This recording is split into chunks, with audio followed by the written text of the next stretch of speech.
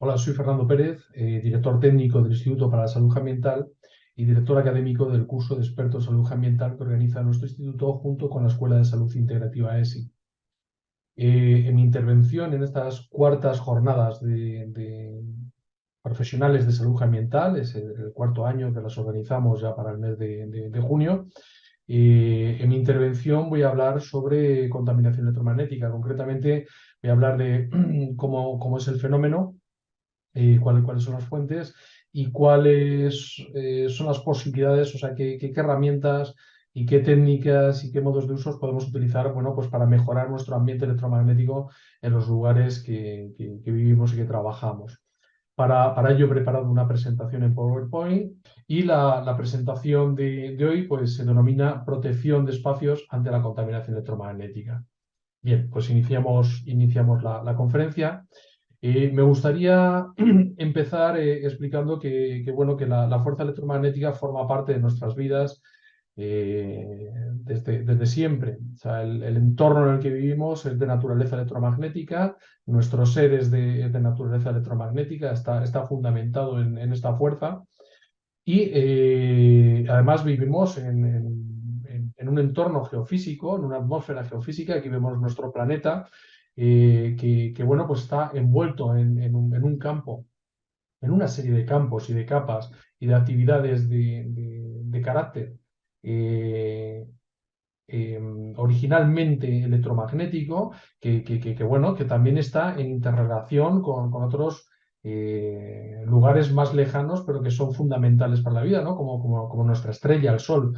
Entre ambos, entre las fuerzas de la Tierra de carácter electromagnético que genera ese campo geomagnético y otras diferentes actividades electromagnéticas de nuestro mundo, en interacción con esas radiaciones electromagnéticas que provienen del Sol, se genera ese campo geofísico de naturaleza electromagnética con diferentes particularidades, bueno, pues que envuelve nuestra vida, que es generador de vida y que forma parte de lo que somos, ¿no? Y no olvidemos, es un campo de naturaleza completamente electromagnética, pero eso sí, natural.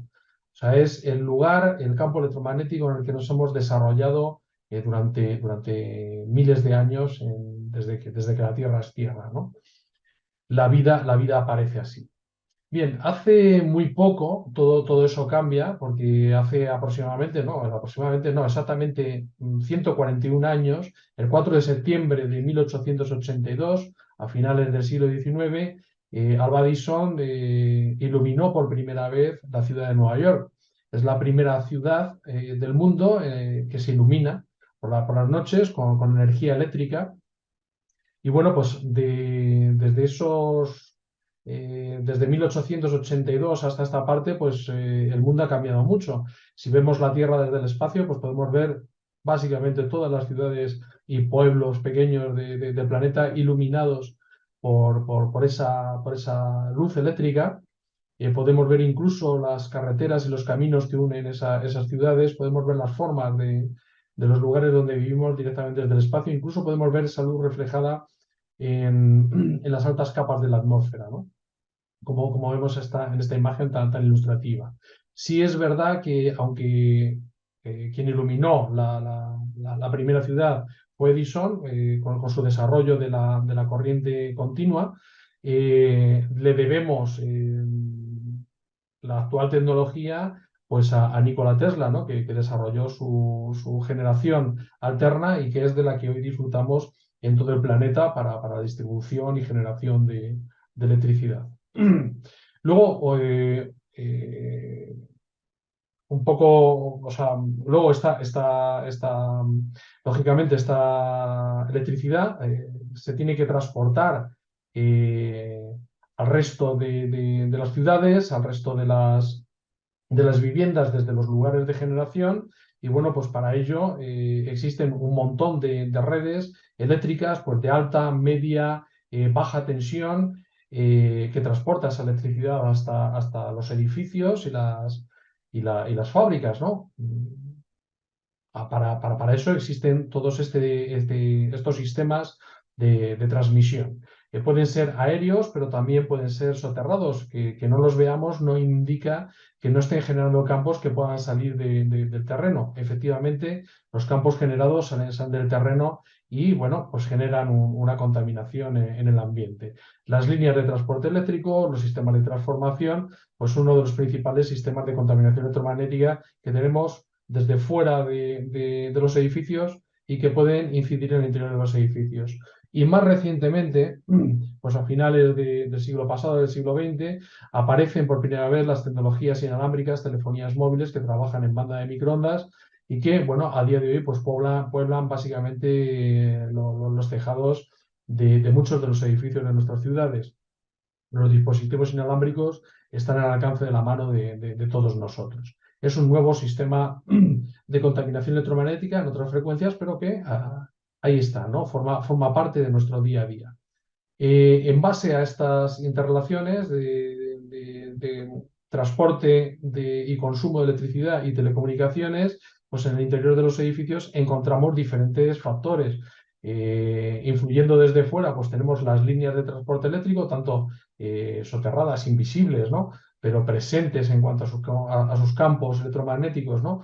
Las líneas aéreas o las torres de telecomunicaciones donde vamos a encontrar las antenas de telefonía móvil principales que se van a comunicar pues, con los dispositivos que tenemos en el interior de los edificios, instalaciones eléctricas, dispositivos que tenemos conectados a estas instalaciones eléctricas y sistemas de telecomunicaciones pues, que interactúan entre ellos y también con estas antenas de fuera de los edificios. A día de hoy existe básicamente una atmósfera electromagnética artificial, por eso sería contaminación, una contaminación electromagnética sobre los campos electromagnéticos naturales que, como hemos visto, forman parte de nuestra existencia desde que la Tierra existe como tal, ¿no? Bien, en cuanto a protección a esta contaminación electromagnética, bueno, pues tenemos al INNIR, que es la Comisión Internacional para la Protección ante las Radiaciones No Ionizantes, que hasta ahora se afirma en que no pasa absolutamente nada porque, bueno, pues esta contaminación forme parte de nuestro día a día, ¿no? Pero sí es verdad bueno, como he escuchado en algún momento a Darío Acuña Castroviejo, eh, tenemos información desde los años 60, ¿no? sobre cómo la contaminación electromagnética puede afectar a la salud de las personas, ¿no? De todos los organismos vivos, pero concretamente la salud de las personas. Bien, pues aparte desde los años 60 a esta parte, la verdad es que hay mucha investigación científica al respecto. Y una respuesta a esas investigaciones, a esas evidencias científicas fue hacia abril, mayo del 2011, cuando diferentes agencias como el Consejo de Europa, la Organización Mundial de la Salud, a través del IARC, su agencia contra el cáncer, o sea, de protección contra el cáncer, e incluso el Comité Nacional Ruso de Protección contra las Radiaciones No Ionizantes, bueno, pues hicieron una advertencia a sus Estados miembros sobre el riesgo real que implica la exposición a esta contaminación electromagnética. Yo no voy a ahondar más aquí. Desde este momento, desde abril de mayo del 2011, han pasado ya 12 años, las evidencias científicas se han multiplicado. Creo que de esto hablará mejor y con más detalle y con más autoridad Alejandro Úbeda en su conferencia sobre el buen uso de las tecnologías inalámbricas como el teléfono móvil, etcétera, donde también nos va a hablar de cuáles son muchos de los procesos a través de los cuáles son los procesos biológicos a través de los cuales una radiación no ionizante a efectos subtérmicos sí o sí tiene un efecto sobre la salud, por mucho que el INNIR no quiera asumir este tipo de, de explicaciones, ¿no? que realmente pues son evidencias científicas claramente irrefutables, ¿no? También escucharemos, Alejandro, un poco la opinión que tiene sobre estos señores del INNIR, ¿no? del INNIR. Bueno, pues viendo esto, vamos a ver qué es la contaminación electromagnética, o sea, qué es la fuerza electromagnética. La fuerza electromagnética, antes de hablar de contaminación, pues es una fuerza que se transmite y que aporta energía, interactúa con la materia a través de fotones. Los fotones pues no podemos decir que es una partícula, actúan una vez como partículas, otras veces actúan como ondas. Realmente son paquetes de información, de energía, transmisión de paquetes de energía que unas veces interactúan como si fuesen ondas, otras veces como si fuesen partículas. Pero bueno, sin entrar en aspectos de física más compleja, sí que podemos decir que dependiendo de la energía de ese fotón, va a expresarse como un tipo de luz o como otro tipo de luz. Por ejemplo, la luz visible, que nos resulta más fácil de comprender, son fotones. Y esa luz visible nos permite ver los colores, ver la forma y ver el movimiento del mundo que nos rodea. Así lo interpretamos. Pero si le quitamos un poco de energía, digamos que bajamos la frecuencia de esos fotones, obtenemos una radiación que también somos capaces de comprender con mucha facilidad, ¿no? Que sería el calor, la radiación infrarroja. Eh, Cuando nos falta, la echamos mucho de menos y la buscamos, y cuando nos sobra, la echamos de más y procuramos evitarla. Por eso en invierno caminamos por el sol y en verano caminamos por la sombra, para captar o eludir el exceso de radiación infrarroja que puede haber en el ambiente y que se transporta a través de fotones. Luego también ocurre otra cosa, cuando vamos a la playa, pues a veces nos dañamos la piel, eso que llamamos nos hemos quemado en la playa. Bien, bueno, pues eso lo provoca ya una radiación tan energética por encima de la luz visible, que se llama ultravioleta. La luz ultravioleta por encima del violeta del espectro de luz visible, pues tiene ya efectos de tanta energía que consigue dañar la piel. Y ahí es donde nos podemos quemar. Cuidado, que no es el calor. O sea, la radiación ultravioleta no es calor. Sin embargo, quema. Sin embargo, provoca daños. Luego, a partir de ahí tenemos una serie de radiaciones. Si bajamos del calor, pues encontraremos la banda de microondas. Aquí es donde están las telefonías móviles, el router Wi-Fi, el Bluetooth, etcétera. Todos esos dispositivos, la televisión digital terrestre. Hoy en día la televisión trabaja dentro del ámbito de microondas, igual también que el horno de microondas, que por ejemplo trabaja con las mismas frecuencias que el router Wi-Fi, en 2400 MHz, ¿no? Pero con menos potencia el router Wi-Fi, con mucha más potencia el horno de microondas. Si seguimos bajando esas frecuencias, pues encontraremos las ondas de radio convencionales, la televisión analógica, y más abajo encontramos las líneas eléctricas que generan campos electromagnéticos. No los utilizamos para telecomunicaciones, pero sí son una expresión de la conducción de la corriente eléctrica, que va a generar campos de muy baja frecuencia, ¿no? Si subimos más la energía, pues empieza todo eso que es la radiactividad. Por encima del ultravioleta vamos encontrando cada vez más energía y más daños a nivel celular, a nivel molecular, ¿no? Lo llamamos radiaciones ionizantes porque son capaces de arrancarle, esos fotones tienen tanta energía que son capaces de arrancarles electrones a los átomos e ionizan la materia. Bien, cuanto menor es la frecuencia, mayor es la longitud de onda y menor es la energía que tiene. Cuanto mayor es la frecuencia, mayor es el nivel de energía y más pequeña es su longitud de onda. Digamos que se convierte como una especie de bala, puede generar un daño sobre la materia por impacto. Mientras que estas radiaciones, estos campos electromagnéticos de extremada baja frecuencia, bueno, pues se superponen a la materia, son increíblemente grandes las longitudes de onda de estas frecuencias electromagnéticas. Bien, nosotros vamos a trabajar dentro de la contaminación electromagnética habitual que encontramos en nuestro entorno, con dos factores. Uno, que sería las líneas de transporte eléctrico, o sea, el consumo y transporte de electricidad, tanto fuera de los edificios como en el interior de los edificios, que trabajan en frecuencias de 50 a 60 hercios. Esto es la luz de los enchufes. Y vamos a hablar también de un elemento que nosotros llamamos alta frecuencia, disculpad, la alta frecuencia, bueno, pues serían las telecomunicaciones. Estamos hablando de banda de microondas. Aquí se encuentran, bueno, pues desde las antenas de telefonía móvil a los teléfonos móviles, router wifi, televisión digital terrestre, Bluetooth, etcétera, etcétera. O sea, todo aquello que implica las telecomunicaciones a día de hoy. Nosotros en el argot técnico nuestro lo discriminamos dentro de dos bandas. La baja frecuencia, que sería todo lo que tiene que ver con electricidad de consumo, y la alta frecuencia, que tiene que ver con todo lo que es banda de microondas y telecomunicaciones. Y luego, ya en frecuencias muy altas, pues estaría eso que llamamos radiactividad. Pero no es en este caso donde vamos a trabajar. Vamos a trabajar dentro de las radiaciones no ionizantes, la contaminación electromagnética habitual que encontramos en los edificios donde vivimos.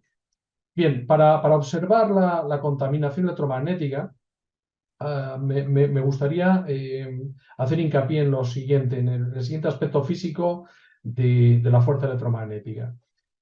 La fuerza electromagnética se construye en forma de ondas y se transporta en el aire, o sea, se transporta en el vacío, en el aire, en el medio, en forma de ondas. Las ondas se van generando en su componente magnética, que sería esta onda roja que tenemos aquí, va generando su componente eléctrico, que sería esta otra azul que tenemos aquí, y así se comporta una onda electromagnética, ¿no? Perpendicular en los tres ejes del espacio. Lo que pasa es que el tamaño de la onda sí que importa en este caso. Por ejemplo, cuando hablamos de 50 hercios, hablamos de baja frecuencia, 50-60 hercios en América. Cuando hacemos una medición de campos o observamos la expresión de los campos electromagnéticos de baja frecuencia, resulta que los estamos observando tan cerca de la generación de la onda. Para que nos hagamos una idea, la longitud de onda de una frecuencia de 50-60 hercios, yo ahora mismo me encuentro en Aranjuez, en el centro de la península ibérica, en España. Bueno, pues la longitud de esa onda tendría un tamaño aproximadamente como desde aquí a Afganistán o como desde aquí a la costa este de Canadá. Realmente es una distancia enorme. Esto provoca la siguiente circunstancia. Siempre que yo estoy midiendo o estoy observando los efectos de un campo electromagnético de muy baja frecuencia, como son los campos de 50 hercios, resulta que me encuentro tan cerca de la onda que me la voy a encontrar desacoplada. Electricidad y magnetismo se van a ver como elementos diferentes, aunque forman parte de una misma realidad, que es la fuerza electromagnética. Bien. Por esa causa, cuando observemos los componentes eléctricos, vamos a ver situaciones parecidas a esta, rayitos. No son ópticamente visibles para el ojo humano, pero si pudiésemos verlos, el comportamiento que tendrían sería muy parecido al de este rayo que podemos ver en esa bola de plasma, ¿no? Bien, y también tendríamos por otro lado los campos magnéticos. Aquí tenemos una bobina por la cual está circulando una corriente eléctrica y esa corriente eléctrica a su vez genera un campo magnético que estamos reproduciendo con estas limaduras de hierro que están encerradas dentro de un cristal, bueno, pues para hacer una imagen didáctica de cómo sería la morfología de ese campo magnético de baja frecuencia, ¿no? Que podemos ver que tiene la forma de un toro, como si fuese un donut alrededor de la bobina que lo está generando. Bueno, pues esta sería la expresión del campo magnético de un campo, o sea, de una expresión de la fuerza electromagnética en muy baja frecuencia. Campo eléctrico, como hemos visto, en forma de rayos, y campo magnético en forma de líneas, ¿no? Bien, ahora si vamos a los campos de alta frecuencia, tenemos una característica diferente. Como son longitudes de onda muy pequeñas, es muy fácil poder hacer una medición a una distancia adecuada donde ya no estamos dentro del momento de creación de esa onda, no estamos trabajando en ese campo cercano que llamamos, sino que a una breve distancia, por ejemplo, para medir un router wifi a una distancia de aproximadamente unos 30 centímetros, ya se habría configurado ese campo electromagnético, ya sí que podemos medir esa característica de campo electromagnético.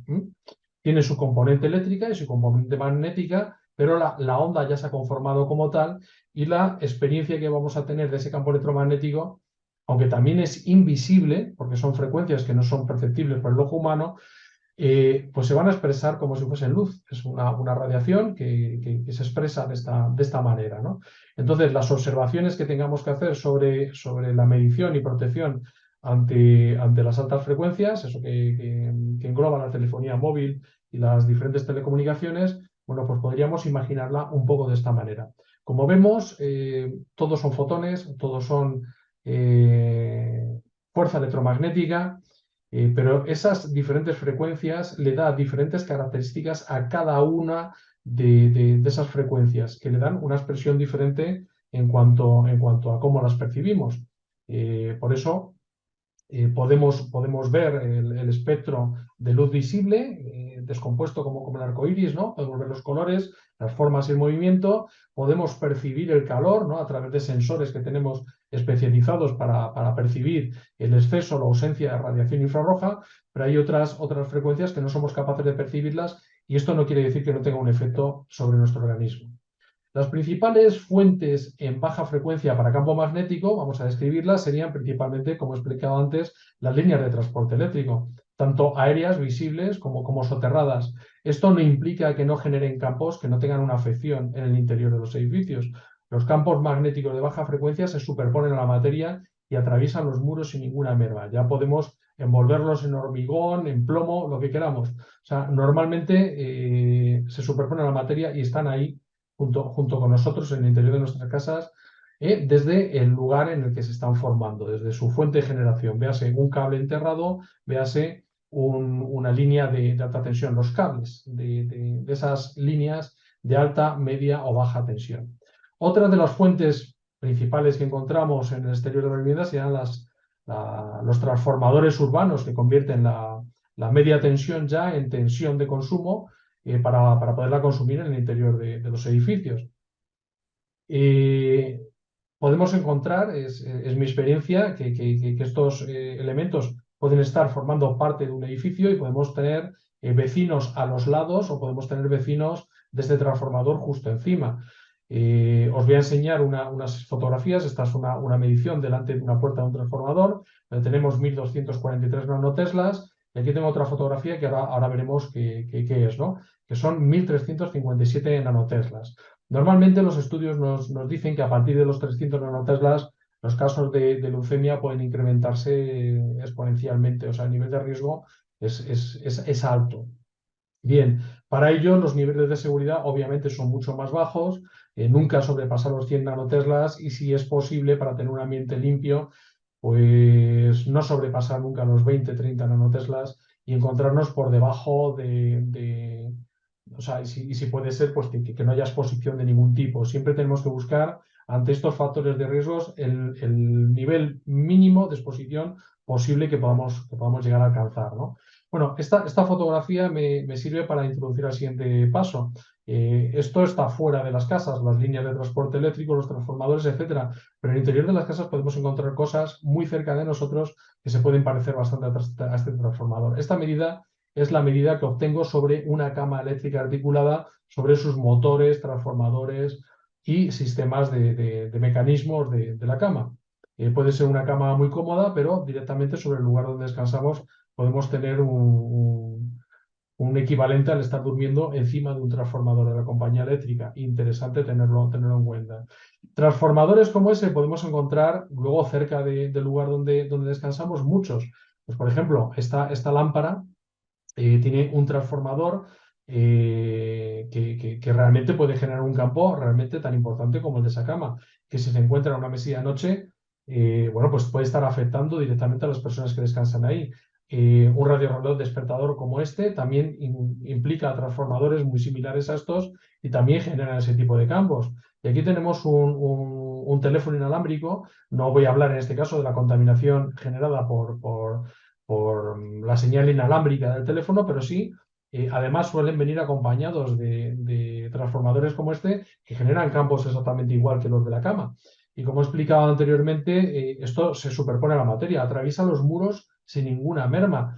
En este caso concreto, este transformador al otro lado de la cocina lo que teníamos era una cama, la cabecera de la cama en un dormitorio y estaba afectada por un transformador como este en el interior de la casa. Por eso es tan importante saber qué es lo que tenemos al otro lado del lugar donde descansamos, qué fuentes pueden estar generando o no campos electromagnéticos que atraviesan las paredes sin que haya merma entre el lugar donde se está generando el campo y el lugar donde descansamos. Bueno, pues importante, por ejemplo, al otro lado podemos encontrar una cocina. A la hora de diseñar un espacio, tener en cuenta este tipo de factores, ¿no?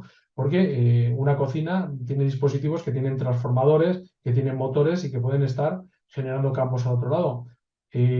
También podemos encontrar un cuarto de contadores al otro lado de la cabecera de la cama o al lado de la pared donde tenemos apoyada una cama o un puesto de trabajo prolongado en el tiempo, ¿no?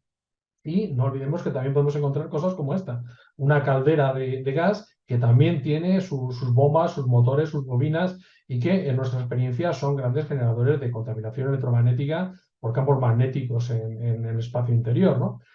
Eh, y bueno, esto sería un detalle, pero cosas como esta me han ocurrido, ¿no? De encontrar en una casa, en un cabecero de una cama, pues 500 nanoteslas en el lugar. Y bueno, cuando vamos a la habitación de al lado, pues encontramos un radiocassette ochentero con un transformador, como los que hemos visto anteriormente, que es capaz de generar un campo en torno a los 500 nanoteslas en la cabecera de la cama del lugar afectada. Por eso, importante qué disponemos en el entorno donde nos encontramos. Concretando, las principales fuentes de campos magnéticos en alta frecuencia pues serían motores, transformadores y grandes líneas de transformación, o sea, de transporte de electricidad. Y los sistemas de transformación, tanto pequeños como puede ser un transformador de una lámpara halógena antigua, como puede ser un transformador de la compañía eléctrica justo debajo del lugar donde estamos descansando. Bien, vamos a ver las principales fuentes de contaminación, o sea, de campos eléctricos en el interior de los edificios. Bueno, el principal referente, el principal causante suele ser la instalación eléctrica. La instalación eléctrica de un edificio, en nuestra experiencia, es a día de hoy la principal fuente de generación de campos eléctricos y luego también combinado con el tipo de materiales que utilicemos en la edificación. Cuanto más aislantes sean los materiales que utilizamos en la edificación, por ejemplo, esto es una casa de madera, pensamos que la materia puede, o sea, la materia como la madera puede ser más ecológica que una obra de ladrillo o de hormigón, pero en el caso de la contaminación eléctrica, pues resulta que no puede dispersarse bien, no, es un material muy aislante, no pueden dispersarse los campos y los campos van a radiar, por así decirlo, por simplificarlo, en torno a su fuente de generación, que serían los túbulos de los cables que están introducidos dentro de la pared. Eh, eh, Esto no se elimina con otro tipo de construcciones, pero digamos que se mitiga un poco porque es verdad que los muros de obra húmeda tienen más capacidad de conducción de la electricidad, digamos que son más higroscópicos, tienen capacidad de almacenar más humedad y a través de la humedad pueden dispersar mejor la generación de esos campos eléctricos. Disminuyen en los tabiques con respecto a tabiques trasdosados y de pladur, por ejemplo, o a través de tabiques de madera y disminuyen más en un muro de carga que en un muro de tabiquería de ladrillo en el interior de un edificio. Esto ayudaría, pero siguen siendo las instalaciones eléctricas las principales fuentes de generación de electricidad. Importante que tuviesen una buena conexión de toma de tierra y que la instalación eléctrica fuese biocompatible. Pero bueno, no es así como nos encontramos las instalaciones a día de hoy. Los códigos electrotécnicos han entrado en cada momento en acción, en diferentes épocas, en diferentes momentos, y las instalaciones pues obedecen a la época, en el momento en la que se hizo el edificio, ¿no? Ahí podemos encontrar de todo. El 80% de los problemas de contaminación electromagnética por campos eléctricos lo encontramos derivado siempre de la instalación eléctrica de la casa. En su conferencia, Isidro, dentro de estas jornadas, pues va a hablar de cómo se debería hacer una instalación eléctrica biocompatible para evitar principalmente este tipo de exposiciones. Otra cosa fundamental también para que implica la generación de más campos eléctricos es una mala toma de tierra o una inexistente toma de tierra en la instalación eléctrica. Eh, si el circuito está bien diseñado y va bien acompañado de una toma de tierra eficaz, normalmente esos campos eléctricos normalmente se disipan a través de la tierra. Pero cuando esto no es así, pues el que la toma de tierra no funcione o sea inexistente, como ocurre en muchas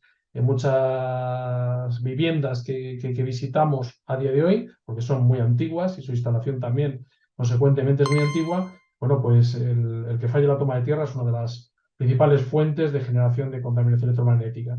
Y luego, fuera ya de las instalaciones, encontramos pues las cosas que enchufamos a esta instalación eléctrica, ¿no? Por ejemplo, un flexo como este puede ser una gran fuente de contaminación electromagnética por campos eléctricos en el interior de un edificio. Y esto normalmente pues, viene del jaleo de cables, ¿no? Del follón este de cableados que solemos tener en casa, donde no están identificadas realmente las diferentes conexiones. Imaginemos que tenemos una buena instalación eléctrica con una buena toma de tierra, con una instalación eléctrica biocompatible, pero luego lo que tenemos enchufado a este engendro de cableado electromagnético, bueno, pues es un enchufe plano como este. Estos enchufes planos tienen fase, entra la electricidad, neutro, por donde sale la electricidad, circula la electricidad a través del circuito, pero no tiene más conexiones. Le faltaría una conexión para conectar ese aparato, ese flexo, esa lámpara o ese ordenador a la toma de tierra del edificio, que hemos dicho que es fundamental. Si no hay toma de tierra, pues los campos eléctricos se generan con mucha facilidad, son inevitables, ¿no? Bien, pues si utilizamos cualquier aparato que tenga este tipo de enchufe, pues vamos a tener campos eléctricos derivados de ese aparato. Aquí en Europa utilizamos los enchufes SUCO, que serían los enchufes con conexión a toma de tierra. Tendríamos una clavija para la fase, otra para el neutro, y luego tendríamos estas platinitas laterales, que son la conexión a toma de tierra. Si la toma de tierra es eficaz y el dispositivo tiene este tipo de enchufe, pues podemos garantizar que si la instalación es buena y además conectamos de esta forma, pues los dispositivos que conectemos a la red no van a generar campos eléctricos. Bien, vamos a ver principales causas también, las principales fuentes de contaminación electromagnética de alta frecuencia. Bueno, esto es fácil, la telefonía móvil que puebla nuestras ciudades, nuestros campos y nuestros pueblos a día de hoy, en todas estas frecuencias, incluida la televisión digital terrestre, pues son una de las principales fuentes de contaminación electromagnética de alta frecuencia. Antenas hay muchas, estas son las más habituales que podemos encontrar en nuestro entorno, pero bueno, también las hay tipo cactus, enladrilladas, disfrazadas de palmera, en forma de chimenea, en cajones de pladur, da igual lo que sea o lo que intenta parecer, pero de alguna manera, pues que no se entienda que hay una antena de telefonía móvil, si no se ve no hay riesgo, e incluso las puede haber por el tipo Lego con aspecto Flander, ¿no? Las puede haber flanderianas. Antenas de telefonía móvil se le pueden dar muchísimas formas y, por desgracia, no las encontramos de muchas maneras. Yo las he llegado a encontrar incluso en forma de cruz en la fachada de una iglesia en Valencia, una iglesia moderna. Luego también existen más antenas de telefonía móvil. Estas son pequeñas picoantenas, antenas de telefonía móvil que se llevan a espacios donde no llegan las emisiones de las grandes antenas. Pues barrios de casco antiguo estrechos, interior de edificios donde hay sombra, bocas de metro, etcétera, ¿no? Ahí es donde se llevan estas pequeñas antenas de telefonía móvil. La televisión digital terrestre, estas son antenas de televisión digital terrestre que funciona también dentro de la banda de microondas. No confundir nunca con las antenas de recepción, tanto parabólicas como antenas de recepción de telefonía, ¿no? O sea, de televisión digital terrestre o de satélite. Estas emisoras solamente reciben, o sea, estas antenas solamente reciben, no emiten nada. No obstante, estas de aquí sí que son antenas emisoras y, como veis, se parecen bastante a las de telefonía móvil. Luego tenemos los dispositivos internos, router Wi-Fi, ordenadores, teléfonos, tablets, los routers en el interior de las casas, tanto los domésticos como los que se utilizan en grandes espacios, ¿no? Pues lugares de trabajo, como hospitales, colegios, oficinas, etcétera, dispositivos Bluetooth que se conectan a los diferentes elementos, Como veis, hay de todo, telefonía inalámbrica, telefonía fija inalámbrica en el interior de los edificios. Bueno, pues las telecomunicaciones, la banda de microondas hoy en día se encuentra en todos los lugares, ¿no? Bien, vamos a ver cómo podemos solucionar o qué acciones podemos tomar para mejorar los ambientes una vez que están ya contaminados. Bueno, pues lo primero que tenemos que hacer es medir. Si no podemos medir, no podemos evaluar primero el nivel de riesgo en base a los niveles obtenidos, y tampoco podemos bueno, pues hacer lo siguiente, que es ubicar la fuente. Ubicar la fuente nos ayuda a identificar la fuente, saber dónde se encuentra y saber cómo podemos actuar sobre ella, ¿no? Aquí tenemos una medición de un campo magnético de una línea eléctrica soterrada, enterrada en una acera, y que bueno, pues que podemos ubicar exactamente dónde se encuentra de esta manera. Luego tenemos las emisiones, por ejemplo, de telefonía móvil, a veces son mucho más complejas que la anterior diapositiva, ¿no? Cómo localizar una fuente de un cable soterrado.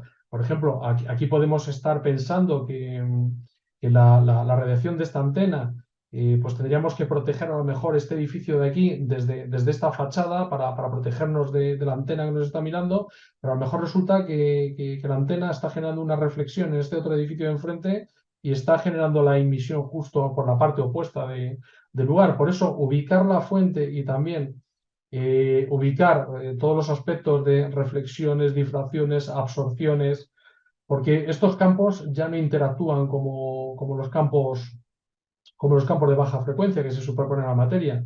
Los campos de alta frecuencia, como he explicado, se comportan más como la luz.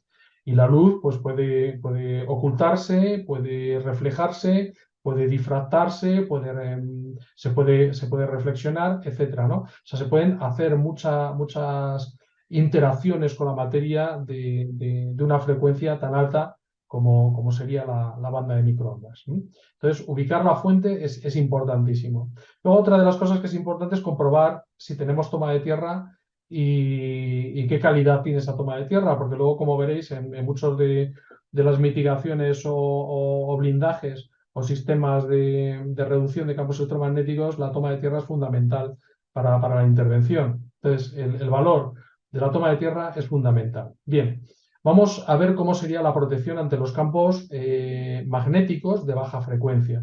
Como he dicho, los campos magnéticos de baja frecuencia se superponen a la materia sin que haya nada entre medias. O sea, que no tenemos forma de bloquearlos.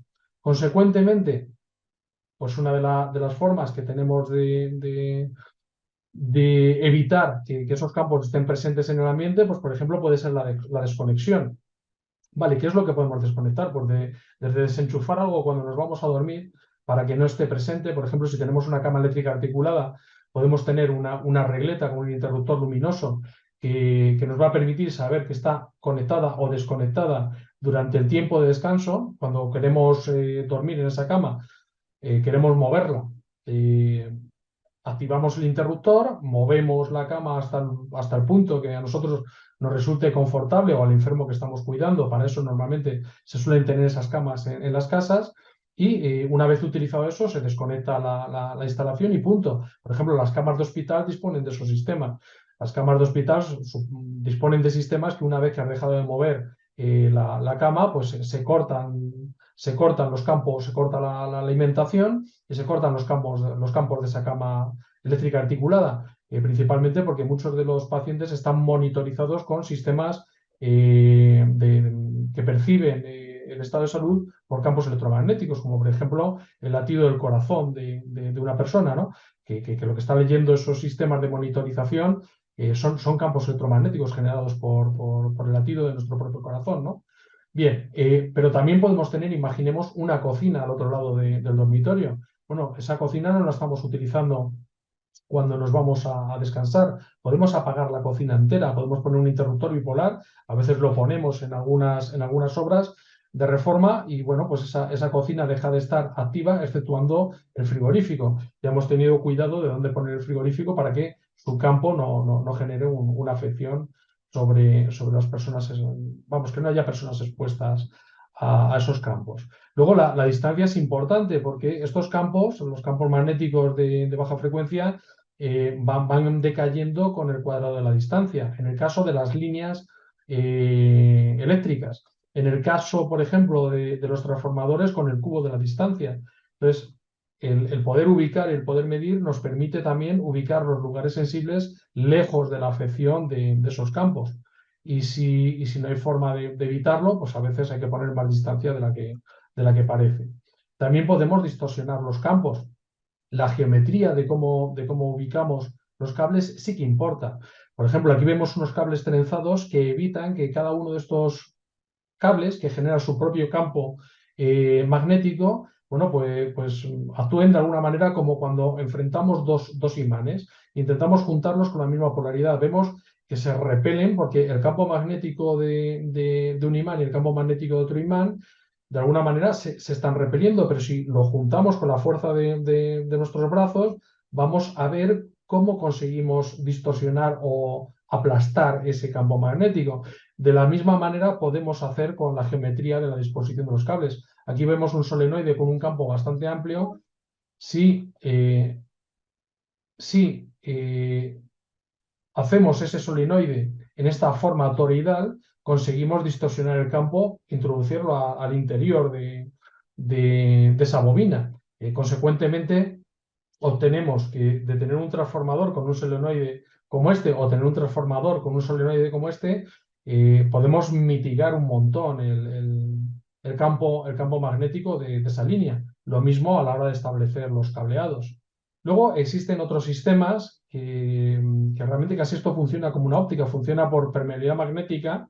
Son elementos como el mu metal, que tienen la capacidad estos son líneas de campo magnético, de un campo magnético de baja frecuencia, que se reconducen a través de este metal como si fuese una lente de alguna manera, ¿no? Entonces, al quedarse todas esas líneas de campo en el interior, el campo al exterior es menor.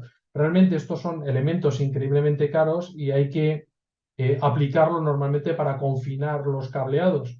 O sea, no nos serviría poner estos sistemas entre una línea de alta tensión y la fachada de nuestra casa. Los campos se irían atravesando por encima y por debajo de la lámina que pusiésemos en esa fachada, ¿no? Siempre habría que confinar la fuente, en este caso el transformador o el cableado. Y en mi experiencia, estos sistemas, como los blindajes por corrientes de Foucault o de Eddy también, y que también funciona por una combinación de metales y por una interacción física, que no vamos a entrar ahora en ello, pues tiene la capacidad realmente de generar blindajes importantes, pero para blindar una línea de alta tensión en tramos a lo mejor de 200 o 300 metros de distancia, podemos hablar de importes de entre casi 700.000 euros, ¿no? En el soterramiento, en el blindaje de la línea, más luego el mantenimiento de esta. Muchas veces esto hace ineficaz la aplicación de estos sistemas. Pero bueno, que lo conozcamos, que pueden existir. Luego, en cuanto a la protección y mitigación de campos eléctricos, pues bueno, pues los campos eléctricos tienden normalmente a disiparse o a equilibrarse en su entorno. Pues empiezan a equilibrar cargas directamente a través de la humedad del aire, si puede ser a través del terreno, a través de la estructura de los edificios. De esa manera, bueno, pues se pueden empezar a disipar esos campos. Si nosotros pusiésemos un árbol entre una línea de transporte eléctrico y nuestra vivienda, nosotros, las personas que podemos habitar en este lugar, pues nos podemos encontrar con que el árbol, que es un conductor eléctrico fantástico, que además tiene una toma de tierra increíble a través de los miles, ¿no? de raíces que están además buscando los puntos de mayor humedad del terreno, bueno, pues van a absorber ese campo eléctrico y lo van a poner a tierra, lo van a disipar hacia tierra de una forma increíblemente eficaz. En este caso, los campos magnéticos sí que entrarían dentro del edificio, pero los campos eléctricos, pues con un sistema como este no entrarían dentro del edificio y aunque no hubiese un árbol tampoco entrarían dentro del edificio porque el propio edificio haría de árbol, transportaría esos campos eléctricos directamente a tierra. Bien, ahora, una cosa es en el interior de los edificios. Como he dicho, las instalaciones eléctricas sí que generan campos y además bastante intensos. Bueno, pues a día de hoy, si la obra es nueva, podemos disponer de sistemas que envuelven el cableado y absorben ese campo eléctrico como ese árbol y lo derivan a tierra como hace ese árbol con ese campo eléctrico, ¿no? Entonces, existen tubos que hoy en día van ya con un hilo de conexión a tierra, tienen un material conductor en su entorno, esto se conecta a la toma de tierra, a la pica de toma de tierra del edificio y podemos tener una instalación ya de origen sin generación de campos eléctricos. A veces no hacemos una sustitución entera de la instalación eléctrica, pero sí que podemos sustituir un tramo, a lo mejor, en el cabecero de la cama. Pues para esto podemos utilizar un cable blindado, no tenemos que cambiar el tubo, simplemente cambiamos una parte de la instalación, lo conectamos a tierra y este cable ya lleva una envoltura metálica con conexión a toma de tierra que va a evitar la expresión de estos campos, ¿no?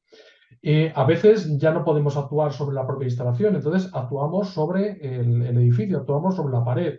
Lo que hacemos es envolver con pinturas conductoras esta instalación eléctrica y con esos materiales lo conectamos a través de una placa a la toma de tierra del edificio y conseguimos unos efectos de dispersión del campo eléctrico fantásticos. O sea, funcionan increíblemente bien. Os pongo un caso práctico. Esta es una cabecera de una cama donde la instalación eléctrica provocaba en torno a 1112 voltios metro de intensidad de campo eléctrico antes de aplicar el blindaje. Aquí tenemos, está la cama retirada, pero ya hemos terminado el blindaje antes de aplicar una pintura decorativa. Con esta pintura conductora tenemos 0 voltios metro. O sea, realmente la eficacia es increíblemente alta. Pero eso sí, siempre hay que saber muy bien lo que estamos haciendo, porque cuando aplicamos blindajes de este estilo, si no conocemos muy bien cómo interactúan los diferentes campos, porque con estos materiales, como veréis, también interactúan, por ejemplo, las radiaciones de alta frecuencia, la telefonía móvil, la banda de microondas. Y bueno, pues tenemos que conocer muy bien, tenemos que tener conocimiento como técnicos de cómo interactúan los diferentes campos con estas soluciones para evitar que tengamos luego unas contraindicaciones por haber aplicado mal el sistema. Pero bueno, de forma sencilla podemos ver aquí cómo está funcionando y la eficacia que podemos obtener con un sistema como este, que es igual al que he presentado anteriormente con los cables o con los tubos, ¿eh? Aquí tenemos un caso en el que el campo no era tan dramático y lo que estamos haciendo es tapizar un cabecero de cama con un material conductor, un tejido conductor, que lo conectamos a la toma de tierra del edificio a través de esta caja. Y bueno, aquí podemos ver los resultados. Teníamos un campo, aquí nos ha blindado la pared, solamente el cabecero de la cama, de en torno a 50 voltios metro. Siempre procuramos que los campos estén por debajo de los 10 voltios metro por un requerimiento de salud, de limpieza del ambiente electromagnético. Y aquí, una vez que conectamos el cabecero de la cama a la toma de tierra y empieza a funcionar el sistema, no tenemos más de 1,7 voltios metro. O sea, hay sistemas que podemos utilizar de forma muy práctica como esta, ¿no? Y otro de los sistemas que podemos utilizar, aunque tendremos que tener en cuenta también que tiene también muchas interacciones, ¿no? Sería el poner un desconector de fase o un bioswitch que lo colocamos en los cuadros eléctricos de la instalación eléctrica y es capaz de desconectar parte de los circuitos eléctricos cuando no los estamos utilizando. Por ejemplo, yo apago la luz de mi dormitorio, ya no hay consumo de electricidad y este dispositivo es capaz de identificar que no hay consumo y bloquear la instalación eléctrica. De manera que si no hay tensión eléctrica en los cables, tampoco habrá campos eléctricos en el entorno. Pero bueno, esto tiene también sus particularidades y bueno, requiere de un técnico que sepa realmente cómo va a interactuar con el resto de la instalación eléctrica de la casa. Cuando vamos a la protección y mitigación de campos electromagnéticos de alta frecuencia, tenemos también otros recursos para ello. Por ejemplo, en el interior de los edificios pues nos vamos a encontrar ya con el router Wi-Fi. Bueno, pues el router Wi-Fi una de las cosas que podemos hacer es desconectarlo cuando no lo estamos utilizando, por ejemplo, durante los periodos de descanso nocturno. Sería interesante que el router Wi-Fi pues, no funcionase durante la noche. Nadie está utilizando Internet, tampoco hace falta que esté encendido el router Wi-Fi. Si nos da pereza hacer estación todas las noches, siempre podemos proponer un enchufe con un programador horario, pues que lo apague en un margen horario y lo reactive al día siguiente cuando empieza nuestra jornada y nuestra actividad dentro de la casa. También es importante poner distancia. Si yo me alejo lo suficiente del router, los niveles que voy a poder registrar van a encontrarse por debajo de esos niveles que conocemos de riesgo.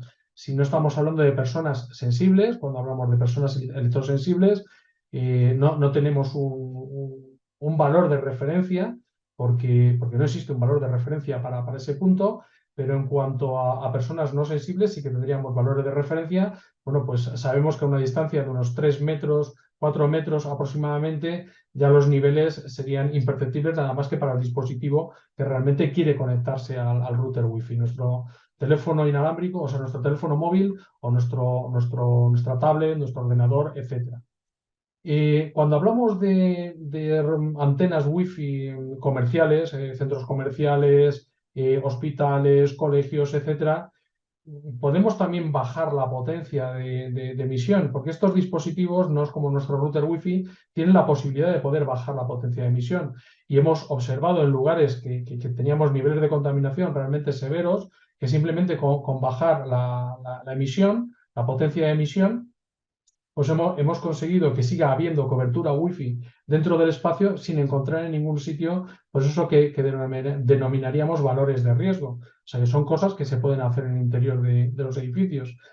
Luego también tenemos dispositivos que no necesitan una conexión inalámbrica, como por ejemplo ordenadores o las televisiones inteligentes, los Smart TVs. Bueno, pues para eso podemos conectar a través de cable, podemos utilizar fibra óptica plástica que transmite la señal de Internet perfectamente hasta esos dispositivos, o podemos utilizar también el RJ45, el cobre de siempre, para la transmisión de Internet. Esos dispositivos ya no necesitan estar hablando con esos sistemas inalámbricos en el entorno. Y luego cuando hablamos pues, de dispositivos inalámbricos como los teléfonos inalámbricos de tecnología DEC, podríamos ir a una ecodec o una full ecodec incluso, ¿no? Que bueno, pues para que os hagáis idea, estos dispositivos generalmente están encendidos siempre. Nosotros casi no hablamos hoy en día con estos aparatos en el interior de casa, pero estos aparatos son como una luz que se encuentra encendida las 24 horas del día. En tiempos cuando eran prioritarios estos teléfonos en las viviendas, hoy en día poco a poco, por suerte, empiezan a desaparecer porque el teléfono móvil les ha comido bastante terreno. Estos dispositivos emitían un nivel de radiación tan potente que para poder medir una antena de telefonía móvil enfrente del edificio donde estábamos trabajando, donde estábamos realizando las mediciones, teníamos que desconectar estos dispositivos inmediatamente porque nos saturaban las antenas de nuestros equipos de medición. No éramos capaces de poder ver las luces del exterior con la cantidad de luz que generaban estos dispositivos. Bueno, pues estos dispositivos pueden estar apagados gracias a la telefonía Full Ecodec mientras no los utilizamos. Mientras no hablamos por teléfono con ellos, el teléfono está apagado, sin emitir ninguna radiación, con lo cual podemos tener pues, un 99,9% de exposición menos solamente por disponer de un dispositivo de estos en vez de uno de los anteriores. E incluso con el nivel de llamadas que recibimos a día de hoy con este tipo de dispositivos, básicamente podría ser un 100% de protección radiológica ante la exposición de estos dispositivos. Luego, cuando intentamos protegernos del exterior o del vecino, podemos utilizar diferentes sistemas de apantallado y oclusión de la radiación. Como os he explicado, funciona de alguna manera estas emisiones de forma muy parecida a la luz visible. Entonces, si ponemos sombreados, podemos provocar sombras, donde los niveles de radiación son menores. La exposición es mucho más baja, como podemos ver aquí. El ejemplo es tan práctico como real, ¿no? Para ello podemos utilizar elementos que generan ese tipo de sombra a estas frecuencias. Obviamente no es luz visible del todo, aunque se comporta de forma muy similar, entra mejor a través de las ventanas que a través de las paredes de obra, pero podemos utilizar sistemas como mallas metálicas milimétricas que son capaces de evitar que esa luz pueda entrar y la refleja al exterior, pues por las ventanas, por ejemplo. Podemos utilizar cortinas, esta es una obra que hemos hecho recientemente, con pinturas de blindaje en paredes y también cortinas de blindaje en las ventanas. Son unas cortinas que llevan unas microhilaturas de hilo de plata y que permiten la reflexión al exterior de las posibles emisiones que podemos encontrar de la emisión de una antena en el exterior del edificio donde estamos trabajando. De la misma manera utilizamos también las pinturas conductoras. porque en este caso no nos sirven para absorber y dispersar el campo eléctrico como ocurría con los campos eléctricos de baja frecuencia, pero sí que tienen la capacidad de interactuar con esta radiación de alta frecuencia como un espejo. Las reflejan y las expulsan al exterior. Nos sirve muchas veces para matar dos pájaros de un tiro. Quitamos campo eléctrico de la cabecera de una cama y nos quitamos el router wifi del vecino, por ejemplo, ¿no? También podemos utilizar sistemas de blindaje, pues como fieltros tipo geotextiles, que se pueden utilizar en trasdosados para conseguir el mismo efecto de reflexión. Las persianas de aluminio son muy eficaces. Cuando el nivel de radiación es muy alto por la ventana, pero es muy bajo a través de los muros, pues a la hora de descansar, muchas veces simplemente con bajar la persiana es suficiente. El aluminio es un elemento conductor y tiene la capacidad de interactuar también con las radiaciones de microondas, generando reflexiones. También podemos utilizar acristalamientos especiales que tienen la capacidad de reflejar la radiación infrarroja, pero también la radiación en banda de microondas, de tal manera que estos cristales son muy eficaces en el sistema de blindaje, pues bueno, pues cuando cambiamos las ventanas, por ejemplo, de la casa en una obra de mitigación o cuando hacemos una reforma desde cero, pues estos sistemas nos sirven. Cuidado, tanto para afuera como para adentro. O sea, cuando blindamos una casa y queremos hablar por teléfono, que sepamos que el teléfono tiene dificultad para conectarse con la antena y tiene que emitir con más potencia. También existen láminas que podemos pegar a los cristales para darles ese mismo tipo de efecto. A mí personalmente no me gusta mucho, pues no suelen quedar muy bien, generan burbujas, arrugas, son muy eficaces, pero el efecto decorativo realmente no es muy bonito. Me gusta mucho más el resultado de los cristales o el resultado que nos provocan las cortinas de blindaje. Son tan eficaces como estos elementos. Os voy a poner un caso práctico. Aquí tenemos una casa que estaba enfrentada directamente a una antena de telefonía móvil.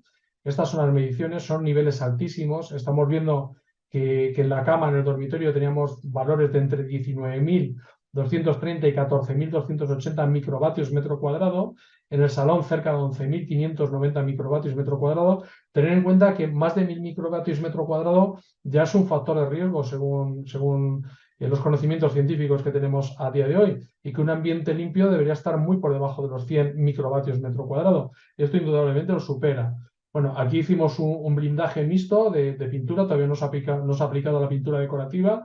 Hemos blindado una parte de la fachada del edificio. Aquí se están haciendo las comprobaciones de efectividad del blindaje, pues con unos tejidos en soporte, con los que luego se confeccionarán unas cortinas. Y bueno, pues estos son los resultados del lugar. Vamos a hacer el contraste.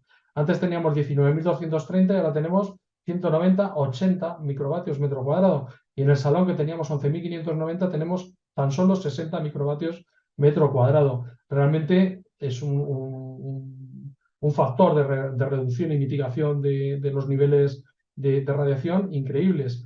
Importante saber y tener los conocimientos suficientes para la ubicación de los blindajes, porque nos podemos encontrar con muchas interacciones de estos campos electromagnéticos a la hora de poner un sistema de blindaje. El sistema de blindaje va a hacer que rebote o que se absorban o que bueno, pues cambien la forma de interactuar los diferentes campos electromagnéticos del entorno con el lugar. Pueden ser tan eficaces como estos, pero no olvidemos que igual que impiden que entren, también lo reflejan y amplifican hacia el exterior. Lo mismo puede ocurrir en el interior. Es importante la formación del técnico a la hora de desarrollar estos sistemas de mitigación y blindaje, pero eficaces son increíblemente eficaces. Y bueno, pues después de esta intervención, de haber hecho este repaso sobre cómo podemos mejorar el ambiente electromagnético con diferentes elementos en el interior de los edificios, pues presentaros si queréis saber más sobre esto y sobre otros factores que incluyen la salud ambiental, pues os invito a visitar nuestra página web saludambiental.org, donde vais a ver referentes sobre contaminación electromagnética, calidad de aire, gas radón y otros factores que influyen en la salud de las personas por los lugares donde desarrollamos nuestra vida, ¿no? Si tenéis más interés sobre ello y queréis formaros, pues en el mes de septiembre de este año 2023 inauguramos nuestra cuarta edición del curso de experto en salud ambiental. Es un curso online, semipresencial, donde se puede interactuar directamente con los profesores durante las clases. Cuenta con 400 horas, 40 unidades, 40 módulos presenciales y online. Son 7 bloques temáticos. Vamos a tratar diferentes temas, como puede ser el garradón, la contaminación electromagnética de baja y de alta frecuencia. Vamos a ver otros factores físicos ambientales, como puede ser la electricidad estática, los campos magnéticos estáticos, la iluminación y el ruido en el ambiente. Vamos a tocar también la calidad de aire en los espacios interiores, los aspectos y factores geofísicos que influyen en los lugares donde edificamos nuestros edificios. Veremos cómo aplicar todos estos factores a un ejercicio práctico, cómo incluirlo en la edificación y en la mitigación de problemas y de riesgos en el interior de los edificios y en la proyección de nuevos edificios. Y por supuesto, tendremos también un bloque de biología y medicina ambiental donde veremos por qué, sin ninguna duda, todos estos factores de los que estamos hablando efectivamente se convierten en un factor de riesgo para la salud de las personas por los lugares donde vivimos, y cómo podemos identificarlos y cómo podemos evitarlos para una mejor salud y un mejor confort en la experiencia de nuestra vida, en los espacios en los que desarrollamos nuestra vida, donde trabajamos y donde vivimos. Pues sin nada más, me despido de vosotros. Si tenéis más curiosidad sobre esto de la salud ambiental, sobre los conceptos que tratamos, os repito, esta es nuestra página. Si estáis interesados en la formación que desarrollamos, podéis obtener más información en la página web de la Escuela de Salud Integrativa. Y sin más, pues muchísimas gracias por haber escuchado esta conferencia. Espero que os resulte útil, que os haya aportado algo interesante en vuestros conocimientos y que sea de vuestro interés. Y sin más, si tenéis alguna duda o queréis más información al respecto, pues os invito a contactar con nosotros en nuestra web saludgeambiental.org. Pues os dejo con el resto de las conferencias.